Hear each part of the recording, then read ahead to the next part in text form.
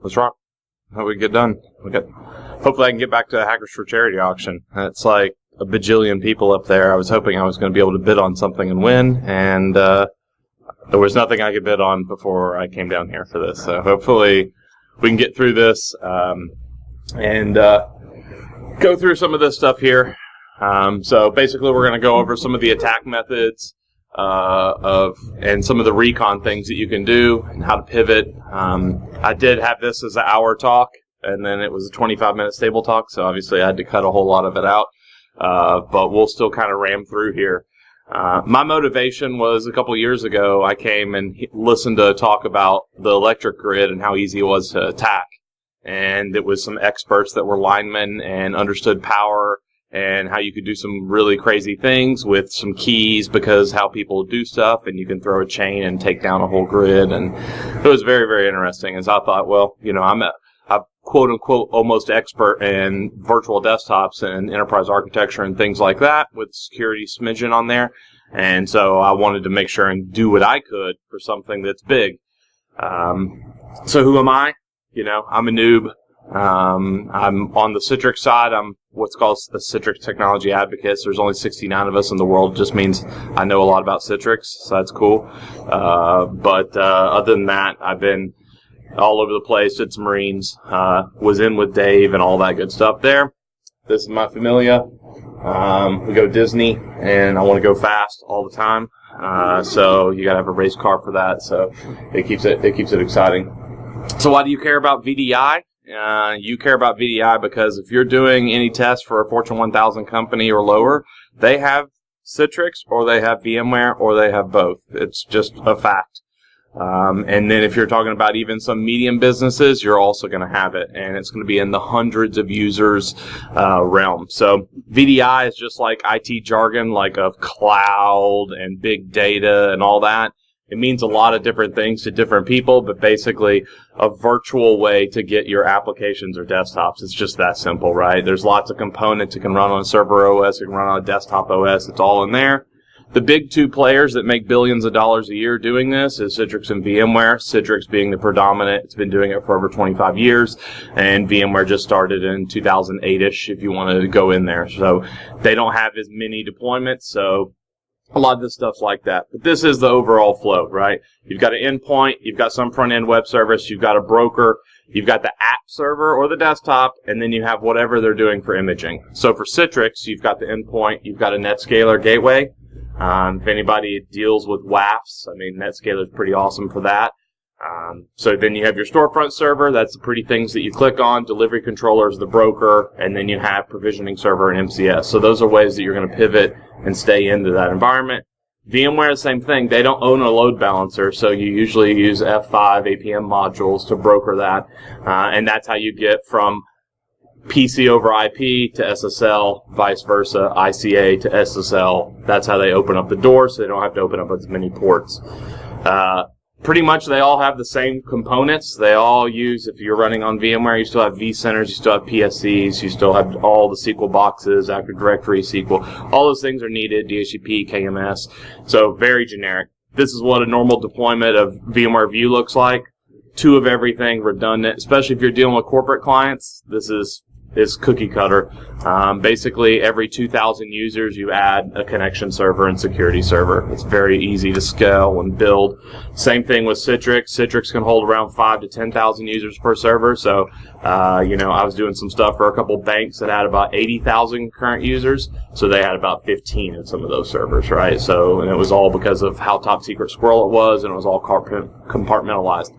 The next thing is lots of firewall rules.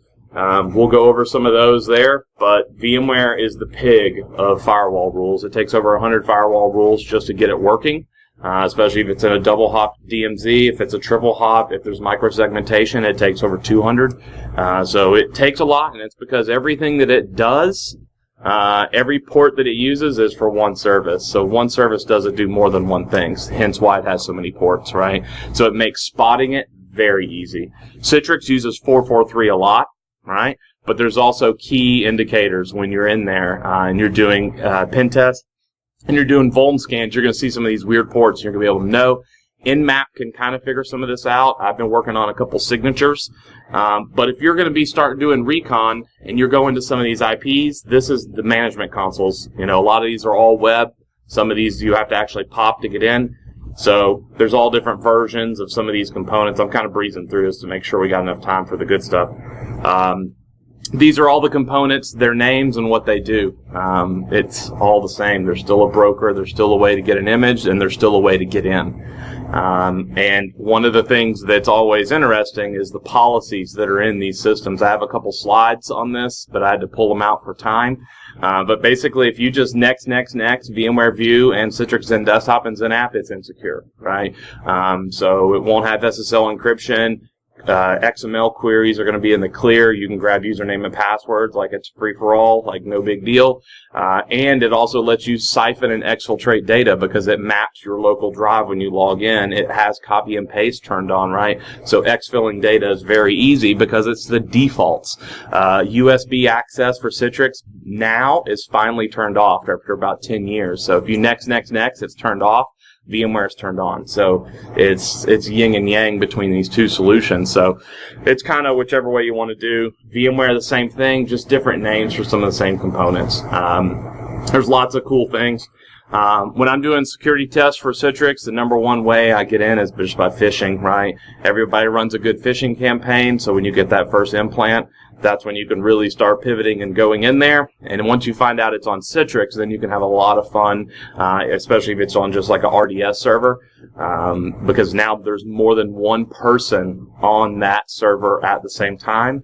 And then it's even easier with Mimikatz and things like that to pull domain admin creds because someone is probably logged into the Citrix server with a Citrix session or VMware and their domain admins to check if application X works or Z works, or that's where they publish their 3270 client or whatever, right? So you can really get some good stuff when you land on the RDS box because there's more than one person on that box. So if you just sit there and hang out, you're going to be able to grab anything and everything you've ever dreamed of.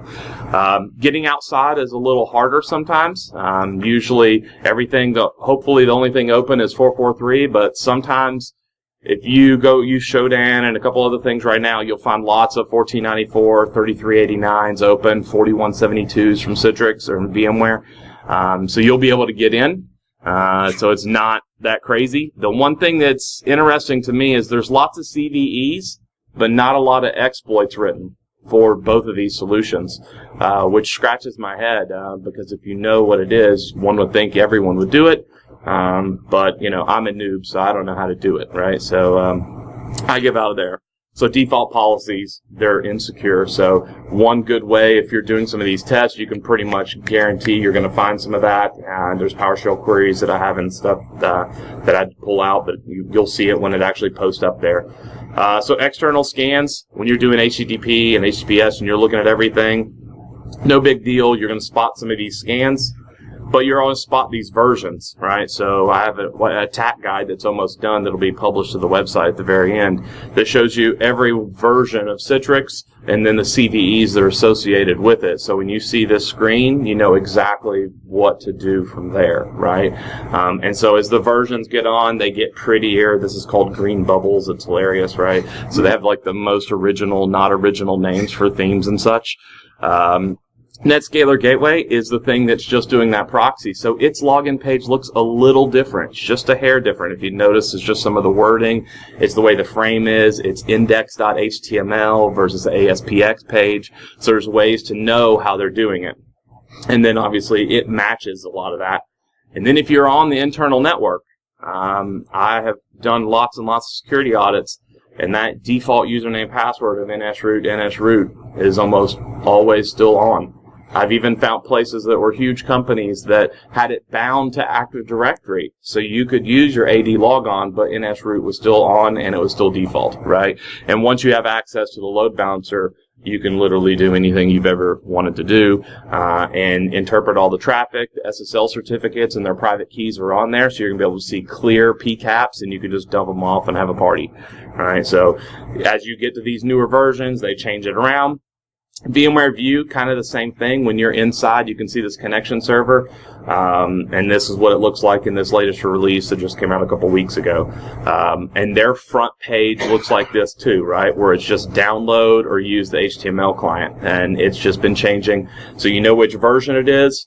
And then this is the ports that are being used by VMware.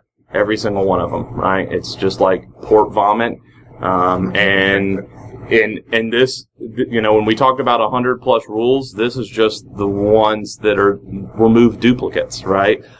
So deploying this in a secure way is very complicated, right? Citrix, still just as many ports, but the good thing is bidirectionality in the way they do things. You don't have as many to open, depending on how secure you're going. But as you can see, they're pretty close to each other on how wild they get, right? So one of the things that's real fun, if you're a big fan of Google hacking, this is how you find every one of the deployments all over the world right here. I've been doing it for over 20 years, and these are the most common names that you can do your Google Dork, and you can find every Citrix deployment and every VMware deployment in the whole world.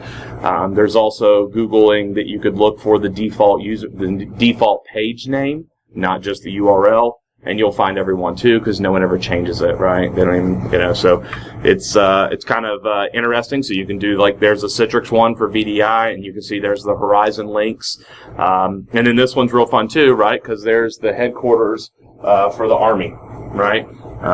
And if you click on that, that's bad, but if you did, you would see that they're running a version that you could easily get into within about 5 minutes. But no one should click that. But if you did click that, you could easily get in, because they're not using a NetScaler gateway. They're using they're using Web Interface 5.4, and they're using Citrix Secure Gateway 3.2, right? So, but if you didn't, you shouldn't do that. But if you did, it's there, right? So pivoting once you're in these deployments is the easiest that you've ever dreamed of, because if you land on one of these app servers, these desktops, they're all the same. So if XYZ vulnerability is open, you have 500, 5,000, 50,000 machines that are now your bot network that you can crawl around all day on. Now, a lot of these things are non-persistent, so once you've done an implant and you're trying to look at your command and control, they'll disappear because they're being rebooted, they're getting logged off, it's getting torn down or recreated. So that is a very common thing that happens. But one thing too is most of them don't have on the very bottom. This is a good opportunity in some cases if you're doing some pen testing, that you can brute force at this front door and no one ever listens to it. No one ever pays attention. There are mitigating things that they can turn on, just like WordPress, like limit login, right? But they don't, right? So, and it's also a fun place if you don't like someone, you can lock their username and password out, and usually 3 or 4 times because of the way they load balance LDAP queries. So you can have fun with people or be mad, you know, be good or be bad.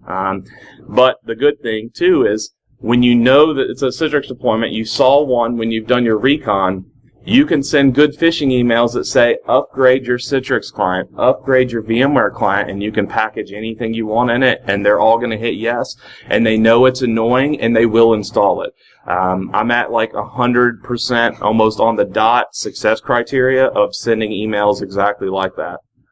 So when you find one of these, it's a very easy way to get in, and they install it for you. So it's really nice of them. So it's nice and easy. So there's 174 CVEs from Citrix. A lot of these are for older stuff, but what's interesting, like this guy right here, this 10.5, and that build all the way into some of these 11s, thousands and thousands of deployments are in that realm, right?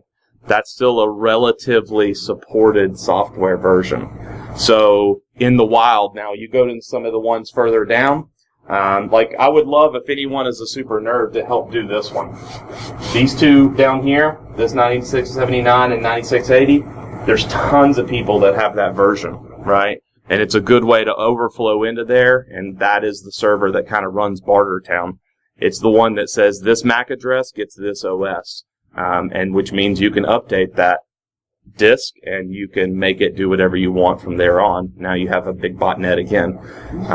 So there's lots and lots of them. Some of them are very old. but it's just weird. A lot of them are still very relevant, but there's just no exploits written for them. VMware, a lot lighter, but they've been around a lot less time, so they don't have as many products, so it makes sense. But like, say, this exploit right here, this is a WAF bypass one. So someone has WAF on 10.5, you can just go bye-bye and just skate on through. It's not configured a lot. You have to be a pretty high-end client to do it. VMware, a lot of these look like VM Workstation, but a lot of the stuff for VMware View is built on VM Workstation. So what that means is they all apply. And so securing it, I did a session, a webinar like on Friday, at like 8 in the morning on this exact thing. So the one thing that is to our favor as security professionals is over 50+% are not going to have antivirus installed on those images. And that's because there's been huge performance impacts over the years and no one would install it. So you can pretty much guess that there's not going to be one once you found one of those servers or desktops. So it's very interesting. No one does a lot of microsegmentation or anything like that, so you can really get away with a lot just because of how that works. But Citrix is trying to be super cool, and they built this guy. This is based off their NetScaler code base, and it's pretty slick. It costs a lot of money, so only the very expensive clients are going to have it. But it does risk scores, and it says that Maria is bad. She has a score of 94. And why does she have that? And it's because she failed. She has an unusual download volume, so she's downloading 15 megabytes, so we can sense data exfil is starting to happen. We can see she failed two-factor authentication. We booted her out. She came back in. We can even start recording her session. So when she starts going to weird websites or start doing weird things, we can record the session, kill it, make her re-authenticate, add a second factor of authentication, add a third factor of authentication. So they're trying to be very adaptive, use machine learning, which is super cool, just like clouds, right? So that's how a lot of this is, and then eventually quarantine the user, block the user from being able to do anything. So without any admin intervention, the user went from okay to can't get in at all now, right? And there's evidence and all kinds of kill chain stuff that can happen. And if you guys are anywhere with VMware, NSX is pretty much the only way in these VDI deployments to secure lateral movement from you being able to go east to west, right? So a desktop should not be able to talk to another desktop, but in every data center, you can. Desktop 1 can talk to desktop 20,001, right? So once you've made it into one with that simple phishing email that says, hey, can you download the new Citrix client, the new VMware client? You've got it all, right? So there's nothing really super fancy here, right? I just put that in there. So if there's a couple of big deployments that I'm working on that we're deploying NSX, so maybe it's going to happen, but it's the pricing of NSX that holds back a lot of these clients. You've already spent $4,000 to $6,000 a server, and now you got to spend another $4,000 to $5,000 per server to have NSX. And then you have to have someone install it. And many VMware partners can't even install it because the minimum certifications that you have to be a partner that can sell NSX and or use it is up there. So there's only a couple in the U.S. that can do it, and that's kind of how it is. So if anything, VDIsecurity.org is where you're going to see this slide deck in its unabridged form from Non-Stable Talk, and then some of these kill documents that we're going to work on that will have all the versions and the CVEs associated with it so that you can do this. If you're already doing security testing, this is an easy way to add something to it and be able to, do more. And a lot of people just think these solutions are secure, but they're not. If anything, a lot of them are rammed at ramming speed, and all the security stuff gets completely overlooked because application X has to get rolled out. Cerner has to get rolled out. SAP has to get rolled out, right? So it wins and security loses on so many of these deployments. So anyone have any questions? I think we're right on the money. Yes, sir. Is it true that the Citrix now is no longer available unless it's through a NetScaler, VPX physical or virtual? Well, I guess it depends. Yes. They had a product that was a Windows server, Citrix Secure Gateway, right, for 15 years. Now they've removed that product. You can still download it. It's unsupported, but it's a Windows ICA proxy, and we know how good Windows is. So you would rather have a Linux proxy. The Netscaler gateway is like $2,000 for 2 of them. For a couple thousand users is how much it can handle. That's what you would go to. Well, we were told to either use physical Netscaler, but they did have a VPX, a virtual. That's exactly it. Netscaler Gateway VPX is what you want to tell your Citrix partner to get.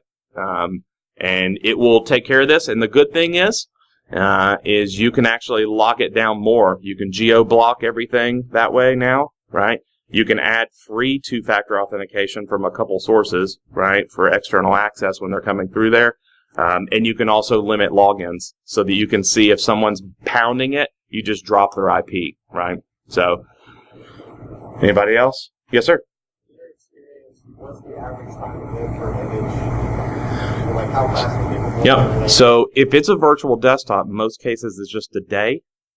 If it's an application server, usually a week, right?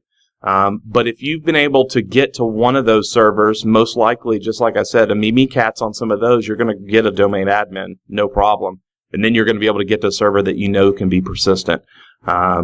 And if you're like a Citrix nerd, you're going to know how to make sure it doesn't get rebooted, because there's ways that you can kill a scheduled task and a couple other things so that it doesn't get rebooted and your box stays alive, right? Until someone goes, why is server 36 on for 2 weeks? I don't know. Let's reboot it, right? So, but yes, usually a desktop's 1 day and usually a server's a week. Anybody else? Yes, sir. Not really a question, but something my company found, because we use Citrix VDI and we use App Center for managing the applications. We ran into something a few weeks ago where the user's computer name got all kinds of jacked up and had a pipe in it. Yep. Completely Crash that. Yep. App Center. Yep. So my question is, could that be an exploit? Could you change if XenApp is looking at that name as an executable script? Could you change your computer name to execute something on the server? Well, you're going to run out of characters pretty quick, right? But it will crash those versions of Citrix, 6.5 and back a couple of versions, even with some hot fixes. But it doesn't do any lasting damage beyond just the App Center, which is your management console being broken. Right. It's just a very annoying feature, right, that people run into from time to time. But it is what it is. The process can still perform that. Yeah, it can wake you up. Yes, sir? Use VDI to go into segmented networks. Or, Yep. And especially when it comes to sensitive data and PCI data. And the theory is, well, they can't take the information out. That's because if it's default policies, they can. Yep.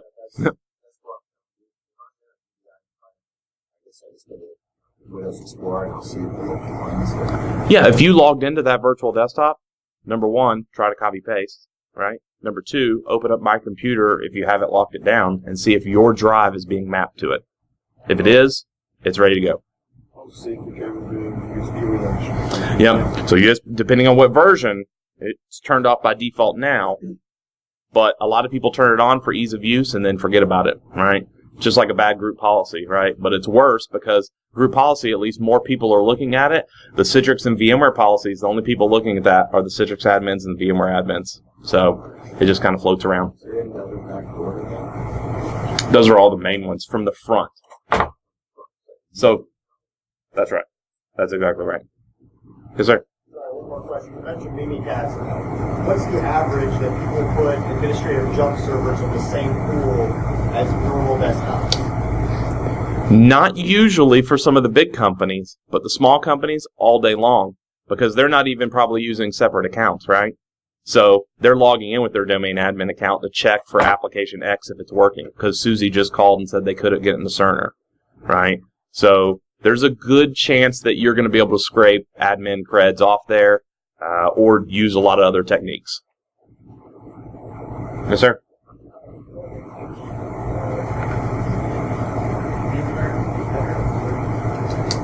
Your mileage is going to vary, right? So if you're more WAN versus LAN, and depending on your latency and packet loss, is going to determine which solution is faster. Yes, ma'am. So you're saying that Is usually not installed? Yep. It just kills performance. It does. Because the only two good solutions are Trend Micro, right, Deep Security, and Bitdefender, right, that have hypervisor plugins so that they can scan as it executes. What happens at a couple large companies, a couple big insurance companies I did things, they did some updates and they rebooted some boxes and it was all game over from there because it crashed the Symantec servers because 10,000 devices wanted DAT files all at once and they were all a gig apiece. So they did about 10 gigs of throughput on their server, which popped the network and did all kinds of fun stuff. So everyone stays away from those traditional systems. So thank you guys. Thanks for the question. Need anything, let me know.